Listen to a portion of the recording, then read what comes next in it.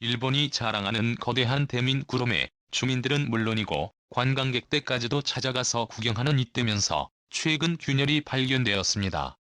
대규모 지진과 이상 기후에 더는 버티지 못한 것인데요.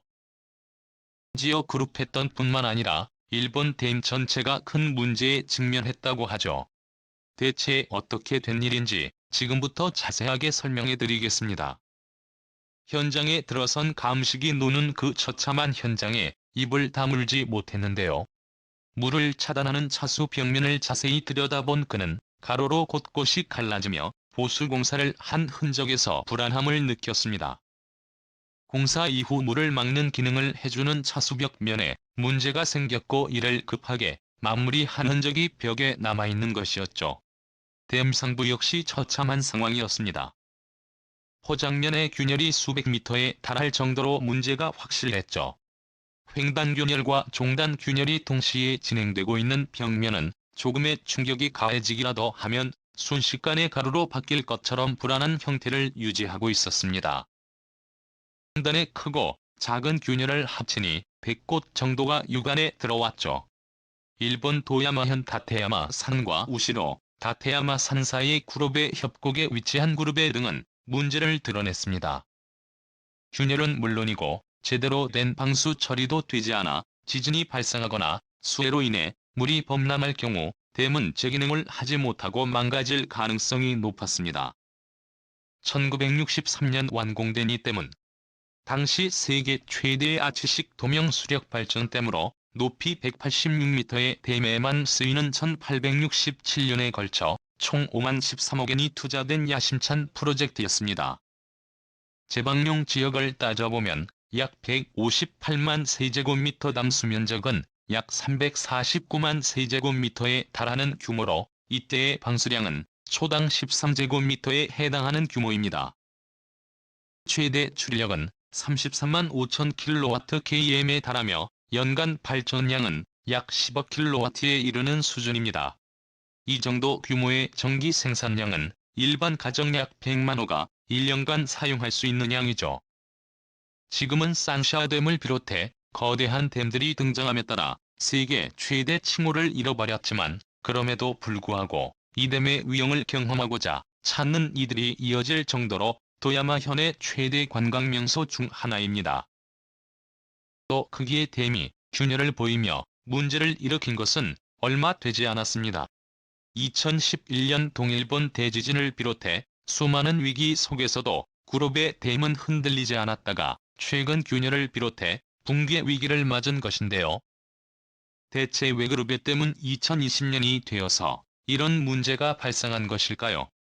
그 이유는 최근 일본에서 발생하는 이상기후 현상과 작년 엄청난 규모로 일본 열도를 혼란하게 만든 후쿠시마 대지진 때문입니다. 1월 일본 열도는 후쿠시마현 앞바다에서 발생한 규모 7.3의 대지진을 경험하게 되었습니다. 동일본 대지진의 아픔이 채 가시지도 않은 후쿠시마 지역에서 또다시 엄청난 규모의 지진이 발생한 것인데요. 후쿠시마와 떨어진 도쿄는 물론이고 미야기현도 진도 6에 해당하는 흔들림이 관측될 정도였습니다. 진도 6은 사람이 서 있기 힘든 상태이고 실내에 고정되지 않은 가구가 대부분 넘어져 흔들리는 수준이라 볼 수 있는데요. 도쿄전 지역과 야마나시 시즈오카 등 주요 현에서 지진으로 인한 정전 사태가 벌어지고 신칸센이 정지하는 등 일상생활이 마비가 될 정도였는데요. 도쿄전력은 이번 사태의 심각성을 깨닫고 즉시 위기경보를 발령했습니다. 전력 공급 예비율이 3%를 밑돌 때 발생하는 것이 위기경보로 그만큼 이번 지진이 일본 내에서도 심각한 수준인 것을 알려주는 지표였죠. 전문가들은 2021년에 있었던 후쿠시마 지진이 그룹의 댐의 안전성을 크게 해쳤다고 바라봤습니다. 이미 한 차례 동일본 대지진의 여파로 인해 그룹의 댐은 종단 및 횡단 압력이 심하게 가해졌고 그룹의 댐이 자랑하는 거대한 규모의 댐 규모가 하중에 엄청난 악영향을 미쳤을 것으로 바라봤죠. 특히 진도 6, 7 수준의 흔들림은 콘크리트 균열 가속화에 영향을 미쳤을 것으로 바라봤습니다. 기상이변으로 인한 폭우 현상 역시 그룹의 댐을 위험하게 만들었습니다. 그러지 않아도 태풍으로 인해 매번 강둑이 무너지거나 건물이 무너지는 피해를 입었던 일본 입장에선 폭우에 대비한 건물 설계를 하는 것이 일반적인데요. 이것도 예측 가능한 범주의 수위 상승만을 고려한 설계일 뿐 지금처럼 집중호우가 매년 발생하는 경우는 상상하지 못한 일이었죠. 일본 내부에서는 폭우다발 시대라고 칭할 정도로 매년 그 강수량은 점점 더 증가하고 있는 것이 현실입니다. 재해위기 관리 전문가 와다 다카마사는 기상이변에 대해 일본 근해 해수 온도가 높아진 것이 큰 영향을 미쳤다고 바라봤는데요. 보통 남태평양 부근에서 형성된 태풍이 일본으로 넘어오면서 많은 에너지를 소진하는 것이 정상이지만 일본 해수면 온도가 상승함에 따라 추가 에너지를 태풍이 받으면서 그 기세가 꺾이지 않고 일본 열도 전체에 미치는 것이 큰 문제라고 지적했습니다. 일본 방재과학기술연구소 시미즈 신고 선임 연구원 역시 온난화로 인한 일본 주변 근해의 온도 상승이 가장 큰 원인으로 바라봤습니다. 태풍 하기비스는 가장 대표적인 예로 하기비스가 상륙하면서 수많은 인명피해와 물적 피해가 이어지면서 이를 막아야 할 치수 작업에 더 많은 예산이 투입되어야 함을 암시했죠. 구로베 댐이 수용할 수 있는 물의 양 역시 매번 기록을 갱신하면서 대마중에 가는 힘이 매년마다 점점 강해졌고 대지진과 이상기후의 합작으로 인해 구로베 댐은 한계에 봉착한 것입니다. 한 차례 대형 지진이나 충격이 가해지면 돌이킬 수 없는 결과를 맞이할 것으로 보이는데요. 그런데 최근 일본에서 심상치 않은 움직임이 보이면서 조만간 이 댐이 무너지고 도야마현은 물론이고 도쿄 인근까지도 침수될 가능성이 제기되었습니다. 2021년에 발생한 후쿠시마 대지진 이후로 일본에는 끊임없는 지진이 발생하고 있습니다.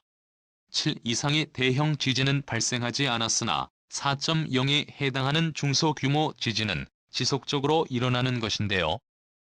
2012년 3월 기준 규모 4 이상의 지진은 도합 200차례가 발생 2012, 11월 이후 월 단위로 가장 많은 수치를 기록했으며 평년의 2배가 넘는 수치입니다. 지진의 영향이 상대적으로 덜 가는 서북지방까지도 지진의 여파가 일어났죠. 일본 지진조사위원장 히로타 나오시는 이 사태를 심각하게 바라보며 지하 20m 지점에서 무언가 발생하고 있다는 사실을 지적했습니다. 토사 공개는 물론이고 대규모 지하 공동이 발생할 수 있다고 바라봤죠.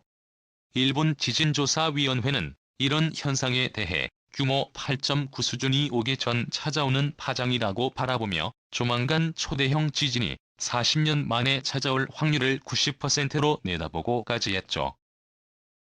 남태평양 통가에서 일어난 대규모 화산 폭발 역시 이러한 대지진의 전조로 바라보는 이들이 있는데요. 보통 일본에서 지진이 일어나기 전 통과를 비롯한 남태평양 불의 고리 지역에서 지진과 화산 폭발이 발생하는 것을 보면 아주 근거 없는 이야기로 볼 수 없는 것이 현실입니다.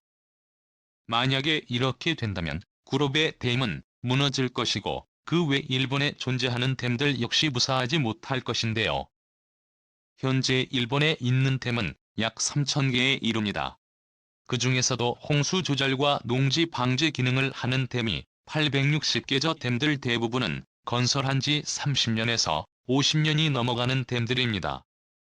100년이 훨씬 넘은 댐이 있을 정도로 일본은 오래된 댐들이 많은 국가 관리를 통해 댐 수명을 늘렸으나 강한 충격에도 버틸 수 있는 댐들은 최근 건설된 160여 개의 댐들밖에 없습니다.